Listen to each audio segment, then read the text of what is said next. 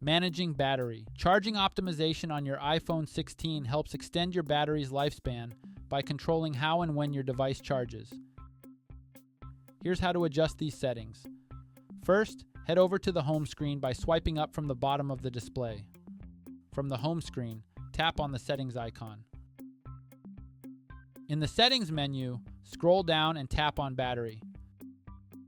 Next, select battery health and charging. Finally, toggle to turn on the switch next to optimize battery charging. When enabled, battery charging optimization learns your daily charging routine and delays charging past 80% until you need it, helping to preserve battery health by reducing the time it spends fully charged.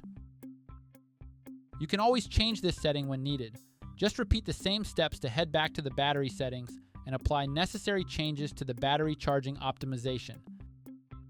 And that's how you manage battery charging optimization on your iPhone 16. Please subscribe to this channel if you found this video helpful. Thanks for watching.